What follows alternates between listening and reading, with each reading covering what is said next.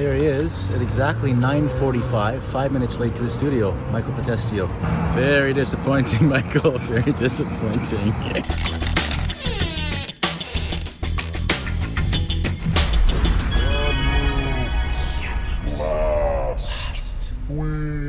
We are live! But we are also on tape. We are deep down in the bowels of Leaf's music. Chris Foulds, Greg the engineer, Magic Mike, Bill. It's a full house today. We got the KYSA soccer girls coming in. There were two girls teams from Kamloops that won provincial championships last weekend in Burnaby. One from the KYSA, one from Soccer Quest. So we're going to have a couple of the KYSA girls in here. Apparently they came an hour early this morning because they were still on Alberta time. Mike, is that what happened? That's the story I heard. I wasn't even here, so they beat me in this morning, and yeah, I look forward to hearing from those guys. We'll talk to them about that for sure.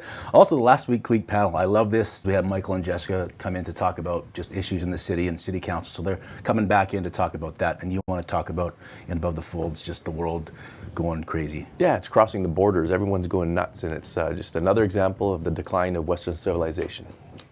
Okay, he's in a good mood this morning. Before we go on here, Soccer Quest and KYSA, there's competition. It's two minor soccer organizations. There's a rivalry there.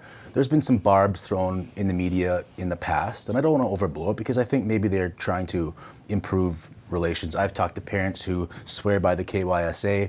There's parents who swear by Soccer Quest, and they kind of go at it. Yep. What I would like to do, to put this out there, is next week on a show or down the road, let's get right here somebody from KYSA, one of their, whoever they want, a representative of and someone from Soccer Quest. Someone from Soccer Quest. Have a little let's talk it out. Footy debate. Let's talk it out. A soccer summit on KLW. And we got to be careful though, because if you get too aggressive in your questioning, they might fall down and roll around a bit. So we got to be really careful. Now they're not coming on for sure. There are some tough soccer players. Okay, the North American game predominantly is a lot tougher than the South American divers. Yeah. Okay. Riverside Park. Last night, great show, AC/DC. They're back again tonight. Amazing show. First time in the history of music in the park. We're going to do a double bill. We've got AC/DC tribute band High Voltage coming back. These guys are from Penticton, and they rock it up. Matt Rands and his sister Amanda on bass. Just so we know, tonight is July 6th, so if you're watching this tomorrow night, you'll get some other band there. But yeah, just so we know. Yes, big crowd last night. I saw all of you at Canada Day. Running around like crazy. It was great. I loved being out there with people. That's the first time for me in years where it's been like, this feels normal. People are happy. It was a sunny day. Those horses, the horses out there, I'm not sure about those things. The Mounted Patrol? Oh, it's good. Yeah. But anyway, what did you make of it? You know, the Mounted Patrols is really great. Lots of tourists like to get their pictures with them. But Canada Day, I know you're against horses. It's okay. But really, Canada Day, it felt normal. What a great turnout. They changed the park around, which I thought was really great. The food booths were all along the road, which really, I thought, brought it together, brought a lot more traffic to the stage. And Art in the Park was on the west side instead of the east side. I think that's by necessity because of all the work being done, but it worked, right? I think it really worked. There wasn't any power, though, in the west side, so it limited. We used to have a third stage out there, and then the beer garden stage was where Art in the Park used to be by the Coliseum. And I think just overall, it was just really great. It felt good. Remember you probably weren't there when the Hip did their final Kingston. Yeah, I was there. And did you go? No. Sorry, no. You watched at home. I watched at home. That was one of my favorite events. I watched it there, and I taped it and watched it home. Yeah, home later. That was, the park has amazing, when the big crowds get together like that. Yeah. It's just like that Hip thing that we did it in Riverside and McDonald Park, and both crowds, I was at both, was insane. Big shout out to everyone involved. The city, you guys, everyone who organizes that kind of stuff. Kamloops Multicultural Society, they do the folk fest there, Yeah, everybody who's involved. I'm sure somehow Herman's involved because he's got his thumb in everything, this guy. But you know what, Herman? It's not your show today, pal.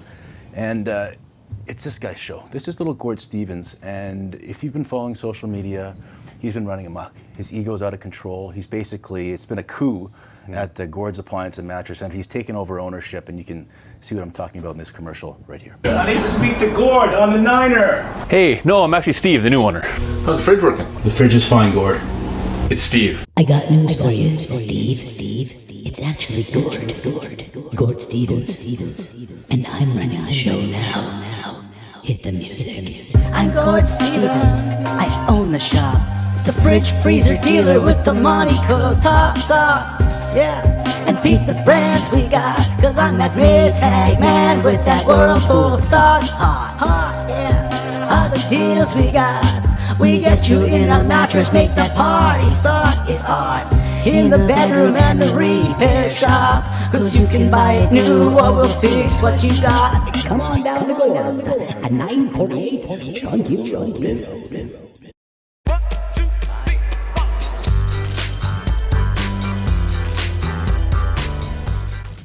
This is Above the Foulds. Chris, the floor's yours. Yeah, I thought we could talk about something that everybody's talking about. It's not a local issue per se. It's just it's something that we're becoming desensitized to. It's just the craziness in the world, especially in the States. You know, we've had 300 plus mass shootings this year alone. There was 58 on the weekend, and we heard about some of the worst ones in Chicago, Philadelphia, Oakland, which was incidental gunfire. But it just seems that it's bleeding across the border too. The Saanich incident, that scary Saanich incident, there was two 22-year-old twin brothers who basically, it seems like they were doing a bank robbery, but it also seems like they might have just wanted a confrontation and to shoot some police. And they had... Do you think that one is indicative of a bigger picture in Canada, though, or do you think that is more of just a one-off thing? No, I think it's like a one-off, but we're seeing more of the one-offs in Canada of people going crazy. New Brunswick a couple years ago, the reasons for that is part of an inquiry. We don't really know why that guy went crazy and killed 27 people over 2 days, and what the police could have done better, whatever. We have the kids in Saanich, and they look at the social media and you look at what they're following, and you can't really say they looked at this so it's because of this, but there are some things in there that are scary. They were kind of really fans, and not fans, but they were really fascinated by the 1997 North Hollywood robbery shootout. It's a very famous shootout where these two really bad criminals robbed a bank. They had weapons the police couldn't match. They wore body armor that anything the police had couldn't penetrate them.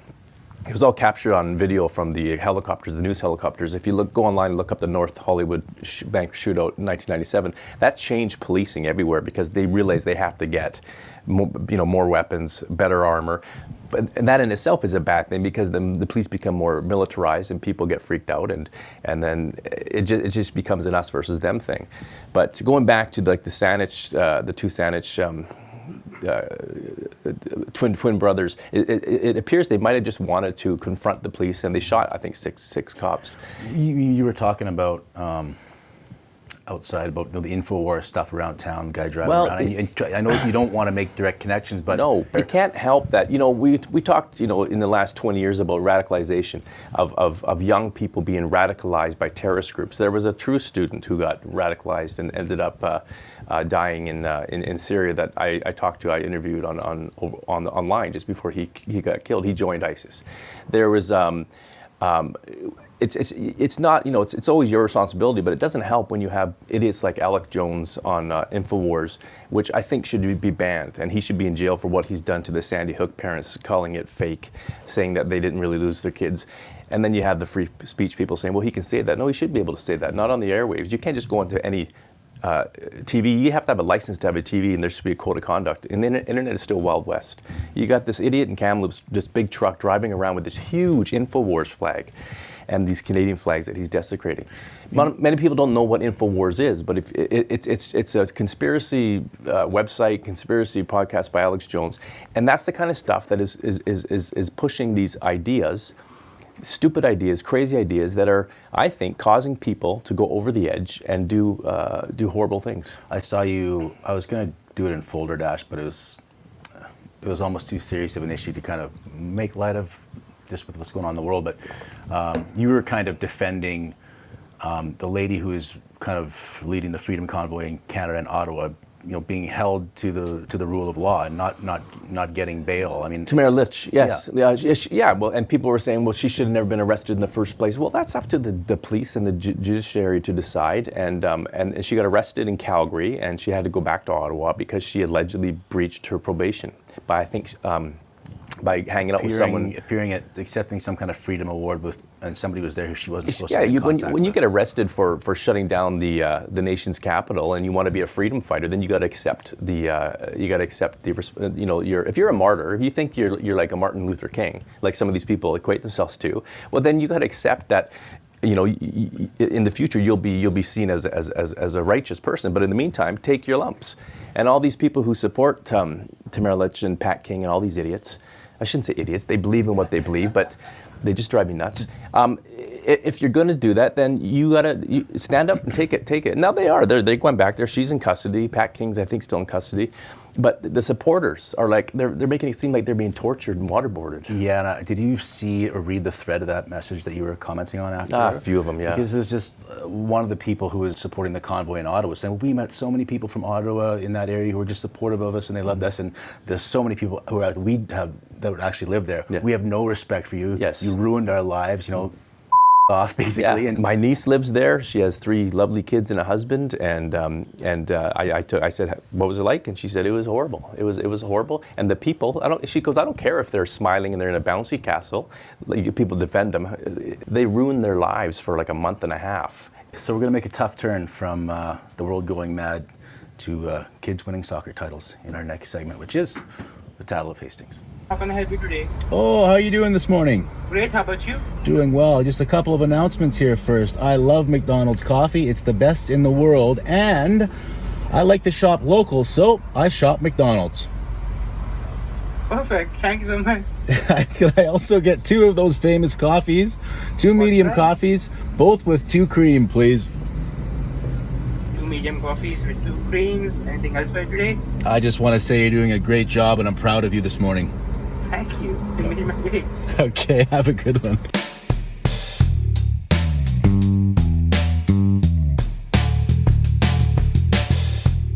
Good to go? So 3, 2. The under 13 Kamloops Blaze vanquished. They shut them out. The AC Selects of Port Moody in the BC final on Sunday in Burnaby. This is Maya and Morgan from the team. Ladies, congratulations. Thank you. How does it feel to be a BC champion? We'll start with you. It feels absolutely amazing. Like, our team's worked so hard for this over the past, our season, how long we've been playing soccer. We've all looked forward to this, and it just feels amazing that we know we are the champions. Okay, Morgan, so you get to the final. You know that if you win, you're the champion, but if you lose, probably some tears. So how are you feeling before that game? I was feeling quite nervous, but at the same time, I was really proud of how we got there. And I think that obviously getting first would be absolutely amazing, but getting second would also be really great for a Kamloops team. So I was nervous, but I was also really happy and proud of our team. Cool. Let's start with the play-by-play of the goals, okay? So I think you scored pretty early. Give me your description of the first goal and what time of the match it occurred at. Oh, I think it occurred at the best time possible. I think the nerves got to us in the first 7, 8-ish minutes, and we were very much in our end, and we were very stressed, and we were just kicking it. But I think when we got that goal, we got a little bit of fire under our belts, and we got to move, like the movement in our heads, and we just got it, and we felt so good, but we wanted another one because it was still tight. So who scored that first goal? Gracie Blair. And how did it look? How did she score the goal? She just kind of chipped it over the goalie. I think I passed it to this girl named Georgia. She passed it to Gracie, and she just chipped it right over the goalie. And I think that's the goal that was on Global News. Yeah, yes, that was. Barry DeLay showed it, and I was actually watching it at night, and I said, hey, there's the Kamloops girls. It's not quite as big as our show, but I mean, it's a pretty big show, but yeah.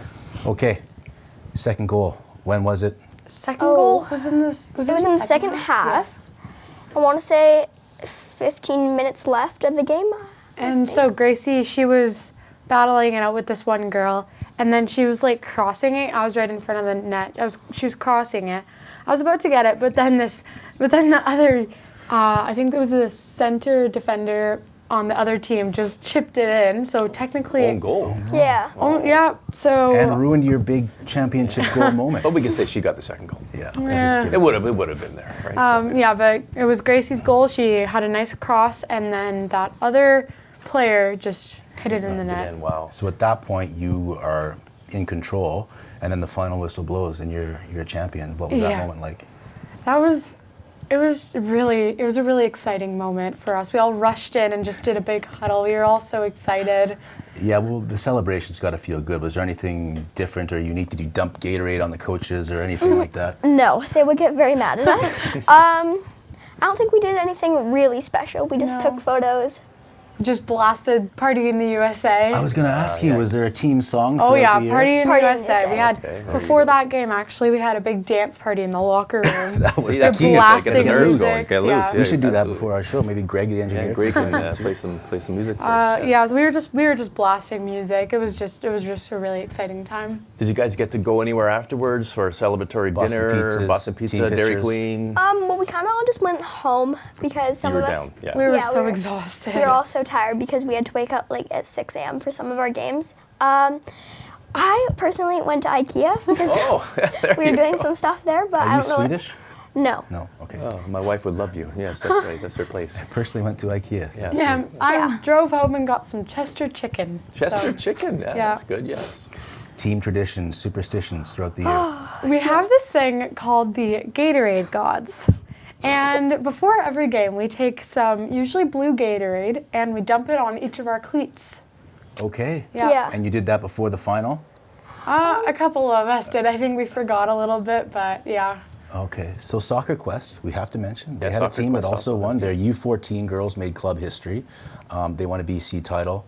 It was their first year competing in the Thompson-Nicola region. So, Foulds, you got any questions? What positions do you guys play?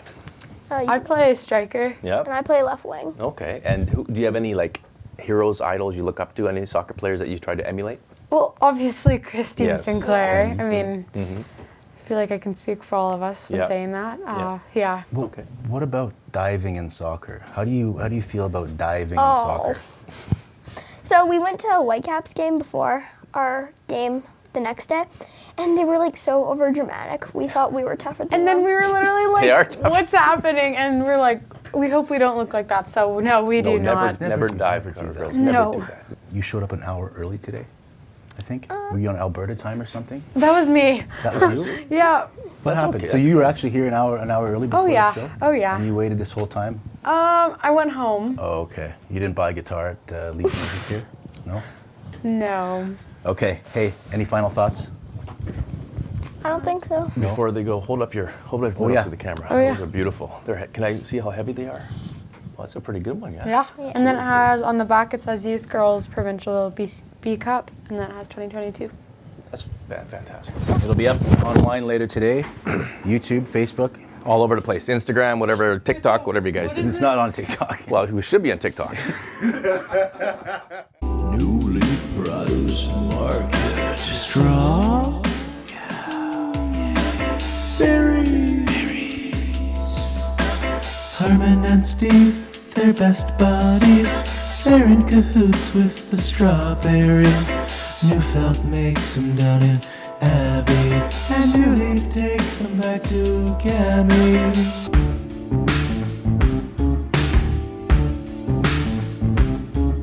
Michael, anything to say before we begin here?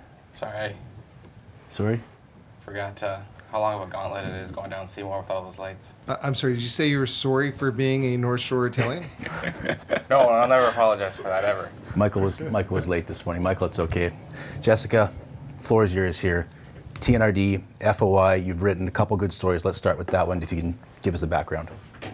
So you might remember, or people might remember, back in the fall when news came out about the province changing its FOIPA Act to include a $10 application fee for Freedom of Information requests.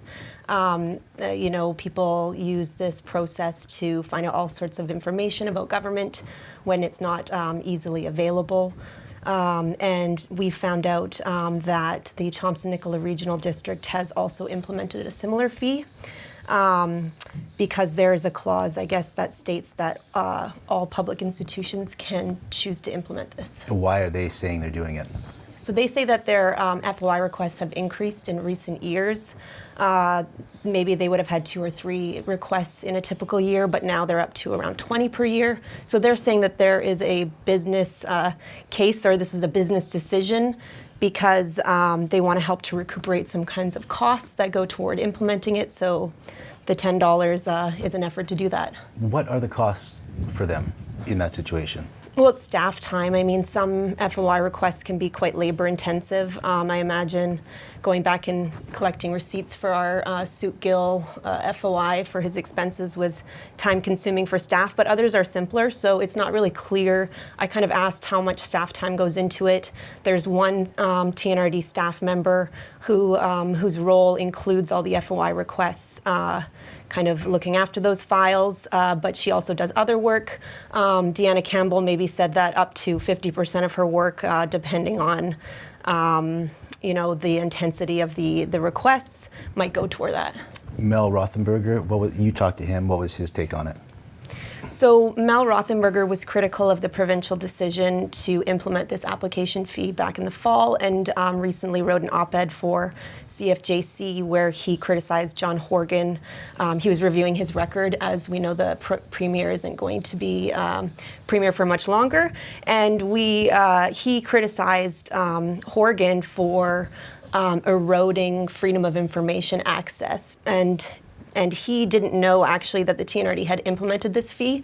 And when I reached out to him, so we had kind of notified him of that. And he says that, freedom of information should be free. This is, important information that helps to inform residents how their government makes decisions.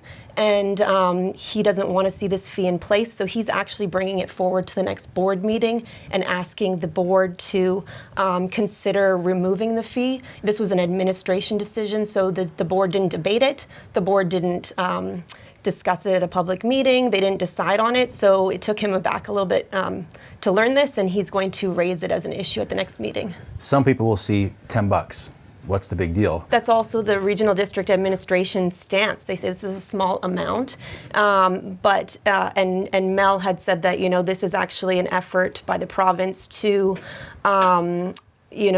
deter people from frivolous FOI requests, because I think that the province had more than 10,000 requests per year, and amongst the highest in the country. But 22 requests, is that too many? We don't know, right? Or it's maybe up for debate.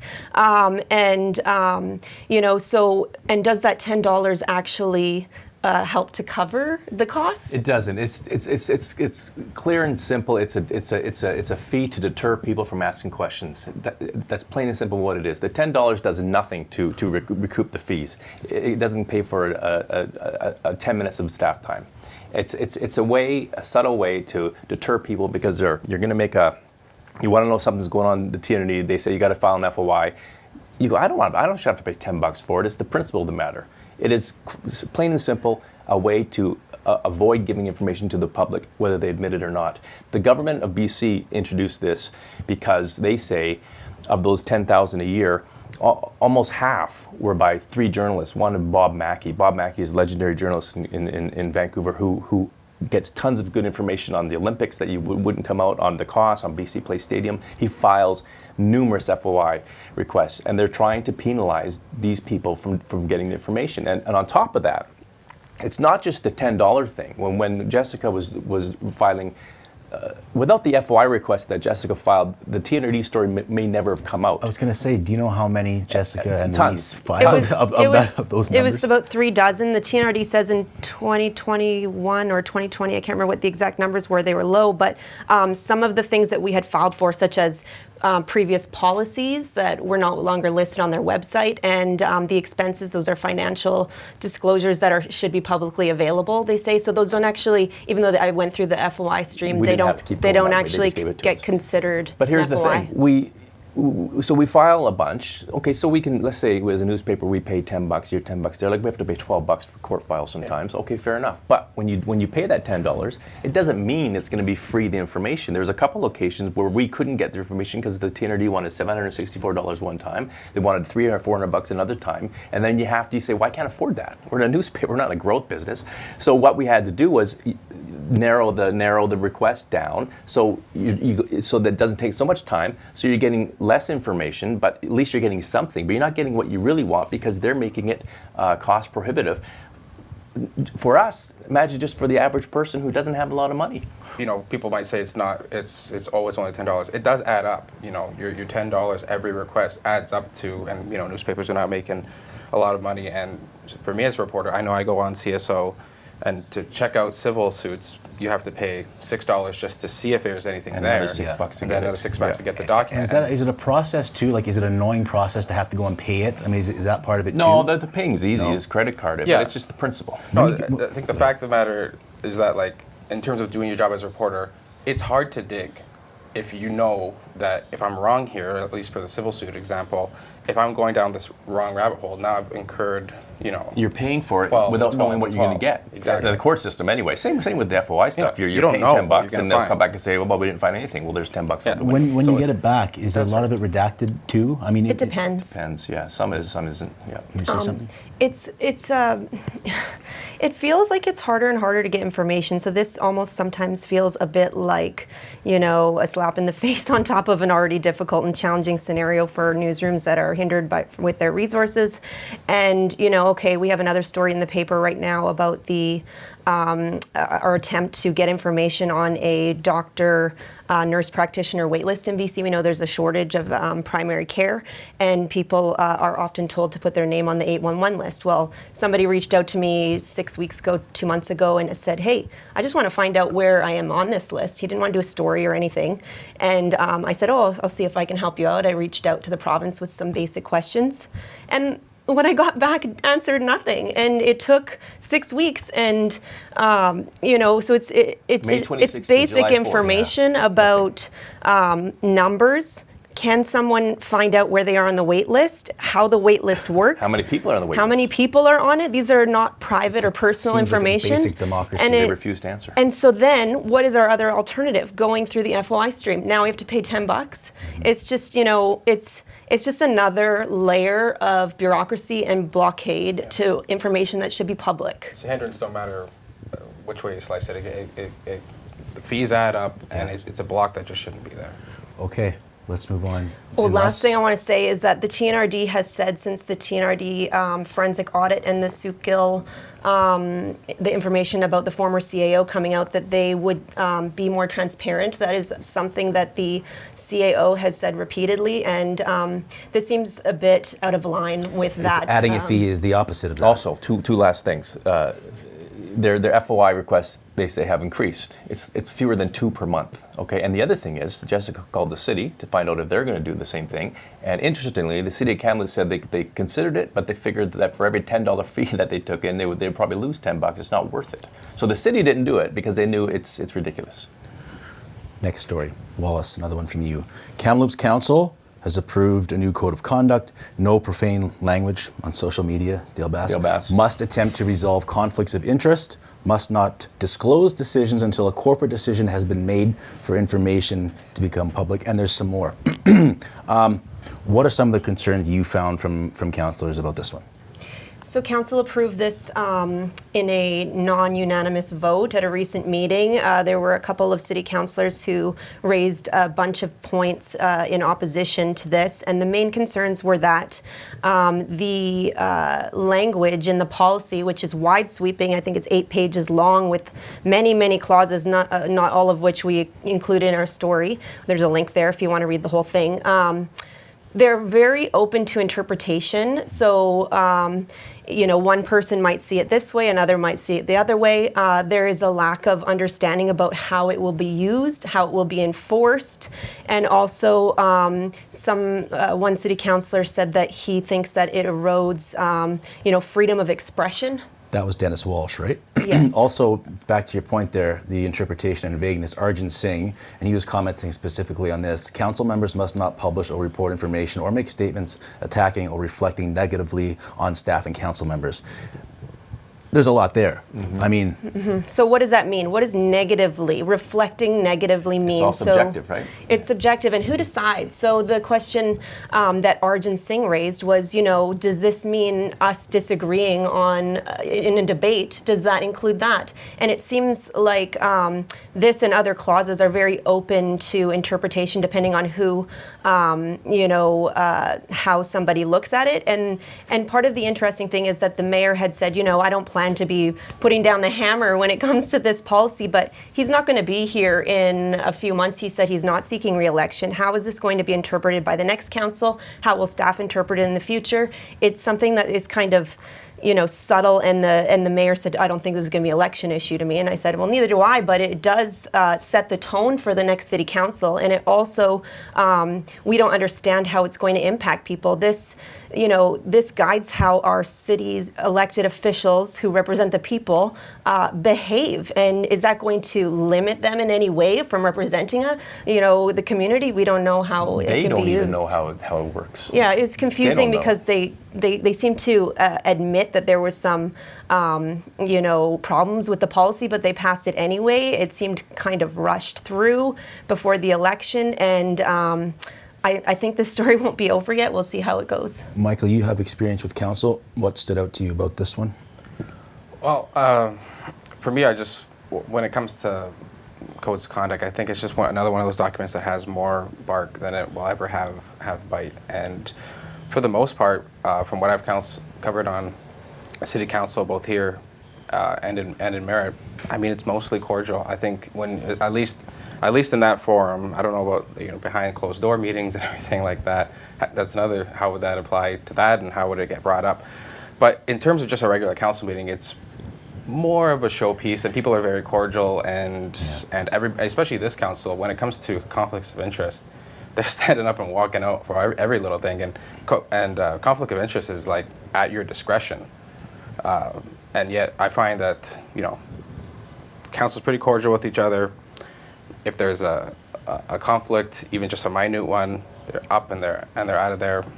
I don't even know if this council really needs it. It's not like Surrey City Council is like a civil war. Surrey, some of the slate councils down there, it's a mess down there, and that's the kind of councils that need them. But the other thing with this code of conduct is that I don't think I looked at it last night again, and what's really missing is any kind of enforcement. Okay, so if you're not supposed to use profanity on social media, if you're not supposed to do this and that, what if you have a councillor who says, well, I'm going to do it anyway? What are you going to do? Can they legally kick you out of the council chambers? They don't even know. Can they say you're censured? We don't even know. Can they say you can't post on Twitter anymore as Dale Bass or as Joe Blow? Nobody knows. So there's so many questions, and they passed it. And there's enough questions to drive a Mack truck through. It's bizarre. Well, is this part 2 aimed at stopping leaks to reporters? The one that says must not disclose decisions until a corporate decision has been made for information to become public? Is there? I don't know. We don't know. And, we talk to councillors all the time about decisions that were made. So you have to wonder as a reporter whether this is going to mean that the message at City Hall is going to become more controlled. It's more information stopping and blocking. Well, it seems like that way too. And if you think about how the city runs they have these committee meetings before the council meetings. So the committee meetings, which Jessica faithfully attends, there's just a few councillors, and they'll recommend something to go to council, and we'll do stories on it saying that this committee has recommended that we add bike lanes. So we'll do a story saying the committee is recommending the bike lanes, and people misinterpret it thinking that they've already made the decision, but it has to go to council. Usually it's rubber stamped. Does that mean that they can't talk about that because it has to go to council yet, even though it's a public meeting? It's just a weird situation. And even that part of it seems kind of, just unnecessary, because we call up city councils all the time, and if there's something that's in camera, which is, what was it? Property, land, and personnel. Yeah, anything that they can't talk about, they won't, but they're councillors, and they have to be able to talk to us, regular Joe citizens, everybody, because they're representing them. So it's just a muzzle that doesn't really need to be there. There seems no point in having that rule that says, it has to go a certain way. I thought we could end on kind of a lighter note. What's the code of conduct for reporters at these council meetings? Like someone makes a joke. Can you laugh? Sure. Sure you can. I mean, we're human. Yeah, you can laugh, for sure. I remember Yeah, Angelo Iacobucci, he was infamous in council. There were pranks played on him. He would go get coffee and, snacks from the council room. I haven't done that, but he was kind of a character in there. I think that maybe it's changed the dynamic without him because he was Angelo would just, I covered a few meetings and he would lean over to me, "Hey Chris, take a look at this one." He thought he was whispering. Well, that's what I mean, like comments to each other about what's being said. I mean, is that considered unprofessional right there? I've done that back in the day in Abbotsford when I covered council for years. When I covered council here, sometimes we'd always, if you know the reporter, you could talk amongst yourself about what you think this discussion is, or whether it's a waste of time or whatever. When Drennan was at the games, we talk about. Sure, I think that's fair as long as you're not yelling it out to the people. I remember the one reporter conduct relates to Angelo, the great late Angelo Iacobucci. He had a seat, his seat at council, and those who knew it never sat at that seat. I remember Dale went down there when Dale Bass was a reporter for us, and she went to cover council, and I'm not sure why, but she sat in his seat. She got there early. And I think she was just taking over the beat from someone or something. Anyway, she sat into the seat. And he comes in, he just looks at her like this, waiting for her to move.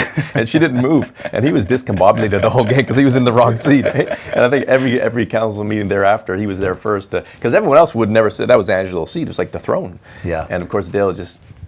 They put a rose at his seat after he passed away in council. And it was very like a somber kind of feeling. And I think that there's a whole new wave of journalists in there, but I haven't sat in his seat for sure. Yeah.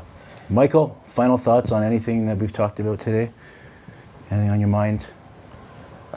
Just I guess, sorry again for being late. Good. Well, if you were South Kamloops Italian, you would have been here. You've been in sooner. So there you go. Yeah. Late for Zoom meetings sometimes too. Yeah, be on time. That's what's dangerous about Zoom meetings. GORD STEVENS. It's called Italian time. I'm going to defend the North Shore Thank Italian you, here because I Mr. think that you guys Miltamare. are all ganging up on him. And this is a bonding moment for you two. North Shore Italians, we have our own time schedule. We're not on anybody else's time, and we get it done. Okay. Yeah, sure. I do have to check the tomato vines in the morning. Tomato, he's probably peeling sausages. Miltamore and Pistachio getting together. That's Michael Pistachio. I want to come for dinner. It's a new bond. GORDS is on the North Shore, and he was on time this morning, Michael. And he's, despite the fact that he's taken over an ownership at GORDS Appliance and Mattress Center on the North Shore. So get out there. We can't do the show. We're over 210 subscribers. We wouldn't be here without GORD STEVENS, without Hermels, and Mike, without McDonald's. Jessica, Michael, thank you for being here this morning. Yeah. For Chris and Marty, we'll see you last week. Thanks.